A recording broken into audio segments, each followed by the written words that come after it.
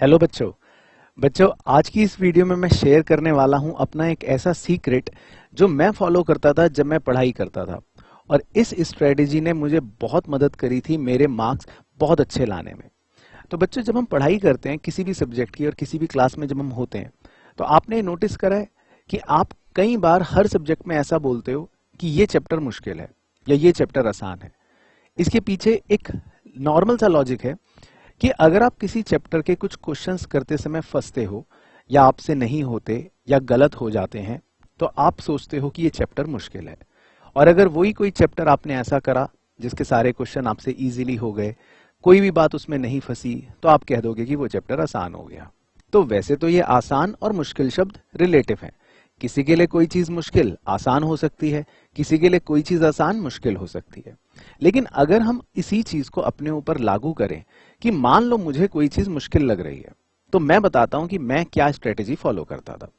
For example, मैं कोई chapter पढ़ता था।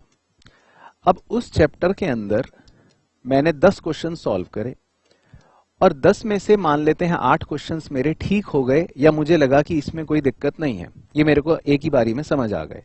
2 क्वेश्चंस किसी टॉपिक के ऐसे लगे कि मेरे को एक बार में समझ नहीं आए, या थोड़े मुश्किल से लगे, या मैंने सॉल्व करा और वो गलत हो गए। तो हमारी साइकोलॉजी कैसे काम करती है, जब भी किसी चैप्टर के अंदर 2 क्वेश्चन भी मुश्किल लगे या एक क्वेश्चन भी मुश्किल लगा या गलत हो गया, हम इसका दोष उन 2 क्वेश्चनों पर नहीं देते। हम ये नहीं कहते कि वो 2 क्वेश्चन ट्रिकी थे या वो 2 क्वेश्चन मैं नहीं कर पाया। हम पता है क्या करते हैं, हम अपने माइंड को ऐसा बोल देते हैं, ये चैप्टर मुश्किल है, यानी कि हम दोष उस पूरे चैप्टर को दे देते हैं। ये आपके साथ भी होता होगा। अगर आप क्लास 11th की बात करें, क्लास 11th में जब आप अकाउंट्स पढ़ते हो, तो फाइनल अकाउंट्स के किसी क्वेश्चन में मान लेते हैं आपकी बैलेंस शीट टैली नहीं हुई, तो आप उस क्वेश्चन पर दोष नहीं लगाओगे, आप बोल दोगे कि फाइनल अकाउंट्स का पूरा चैप्टर ही मुश्किल है। या बीआरएस का चैप्टर पढ़ते समय अगर आपका किसी एक क्वेश्चन का आंसर नहीं आया, तो आप कह दोगे कि बीआरएस का तो पूरा चैप्टर ही मुश्किल है। ये हमारी साइकोलॉजी ऐसी होती है। अब इसका मैंने एक तोड़ निकाला।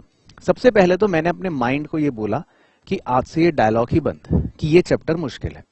इससे क्या होगा कि हमें वो कॉन्फिडेंस जनरेट हो जाएगा कि हम ये कह ही नहीं रहे अपने दिमाग को कि ये चैप्टर मुश्किल है। तो सबसे पहले इस साइकोलॉजी को तोड़ना है, ये बोलना ही नहीं है। तो सर फिर क्या बोले, हम ये बोलें कि ये 2 क्वेश्चन मुश्किल है? हाँ, ये बोलो कि ये 2 क्वेश्चन मुश्किल है। अब मैंने इसकी एक तरीका निकाला जो मैं आपके साथ शेयर करता हूं। मैंने क्या करा, मेरे जितने भी सब्जेक्ट में मान लेते हैं अकाउंट्स, टोटल 10 चैप्टर्स हैं, मैंने हर चैप्टर की एक कॉलम इस तरह से शीट पर बनाई, और उस चैप्टर के जितने भी क्वेश्चंस मुझे मुश्किल लगते हैं, या जितने भी क्वेश्चंस मैंने गलत करे, या जितने भी क्वेश्चंस देख के मुझे लगा यार ये तो बड़ा मुश्किल है, डर लग रहा है, मैंने उनका नंबर नोट कर लिया और उसको मैंने नाम दे दिया फियर फैक्टर। तो मेरी इस शीट का नाम हुआ करता था फियर फैक्टर। उस समय एक सीरियल भी आया करता था, अभी भी आता है फियर फैक्टर के नाम से। तो मैंने इनका नाम दे दिया फियर फैक्टर।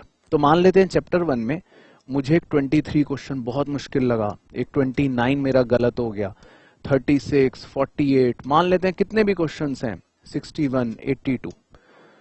मैंने वो सारे क्वेश्चंस की लिस्ट बना ली कि इस चैप्टर में ये क्वेश्चंस हैं जो बस देखते ही मेरे तो हाथ पांव ठंडे हो रहे हैं, भाई ये बहुत मुश्किल है। बाकी सब क्वेश्चन मैंने देख लिए, हाँ हाँ हाँ सब आते हैं, वो मैं कर लेता हूं। तो जब मेरी ये पूरी एक फियर फैक्टर की लिस्ट तैयार हो गई पूरे सब्जेक्ट की, सारे चैप्टरों में मेरे इस तरह के नंबर्स आ गए कि ये क्वेश्चंस मुश्किल हैं। तो फिर देखो बच्चों, मैंने क्या करना शुरू करा, और ये मैं आपको बता रहा हूं स्ट्रेटेजी बिल्कुल इसी समय की, अक्टूबर नवंबर के आसपास, क्योंकि अब जो अगले 2 महीने हैं ये बड़े क्रूशल होते हैं। क्योंकि जनवरी में हम ये सब चीजें नहीं करते, तब तक दिमाग ऑलरेडी एक अलग जोन में जा चुका होता है। प्री बोर्ड्स का प्रेशर, प्रैक्टिकल का प्रेशर, बोर्ड्स आने वाले होते हैं, तो तब तो हम चलते हैं अलग मोड में। तो मैंने ये लिस्ट बनाने के बाद बस इस शीट को सामने लगाया, और जब भी प्रैक्टिस करी या जब भी लगा कि चलो इस चैप्टर का डर खत्म करते हैं, तो ये फियर फैक्टर वाले क्वेश्चन उठाए, चाहे जितनी भी देर लगे, इन्हें समझा, देखकर करा, फिर बिना देखकर करा, और इस पर कट कर लिया कि आज ये खत्म, इसका मतलब इस राक्षस का मैंने अंत कर दिया। तो ऐसे करते करते करते मेरा टारगेट हो गया, मेरी आंखों के सामने मुझे टारगेट नजर आ गया कि हर चैप्टर के ये फियर फैक्टर वाले क्वेश्चनों को उड़ाना है। तो देखो बच्चों, इसमें दो बातें छुपी हुई हैं। पहली चीज, हमने अपनी वो मेंटल साइकोलॉजी को फेल करा कि हम बोलते हैं कि चैप्टर मुश्किल है, जबकि चैप्टर मुश्किल नहीं है। उस चैप्टर के किसी एक टॉपिक के अंदर का कोई एक पॉइंट शायद छोटा सा मुश्किल है, राइट। और हमने दूसरी इसमें साइकोलॉजी ये फिट कर दी कि हमें टारगेट दिखने लगा, मुझे दिखने लगे कि ये मेरे राक्षस सामने खड़े हैं, अब इन्हें जल्दी जल्दी काटो। और जैसे ये एक चैप्टर के सारे फियर फैक्टर वाले क्वेश्चन मेरे कट गए, तो मुझे अपने आप कॉन्फिडेंस आ गया और मैंने ये बोलना ही छोड़ दिया उसके बाद कि ये चैप्टर तो मुश्किल है। ये चीज वाकई में मेरे को बहुत मदद करी मेरे प्रोफेशनल एग्जाम्स में भी। तो बच्चों, मैं आपसे ये बोलना चाहूंगा कि आप इस टेक्निक को जरूर फॉलो करना और मुझे कमेंट करके बताना कि ये टेक्निक आपको कैसी लगी। और जरूर जरूर जरूर जिस भी सब्जेक्ट के आप ये फियर फैक्टर की लिस्ट बना लो तो मुझे जरूर मेंशन करना बाद में कि सर ये देखो, ये रही हमारी फियर फैक्टर की लिस्ट, इस सब्जेक्ट की हमने बनाई है और अब हम इसको धीरे धीरे धीरे धीरे ऐसे कट करना भी शुरू कर चुके हैं। तो जब आप ये टेक्निक फॉलो करेंगे तो आप देखना आपको उसका डुअल एडवांटेज जरूर मिलेगा। तो आई होप आपको ये वीडियो बेनिफिशियल लगा हो, पसंद आया हो और आपको इस टेक्निक से जरूर जरूर फायदा मिला हो। तो मेरी तरफ से सभी बच्चों को ऑल द बेस्ट।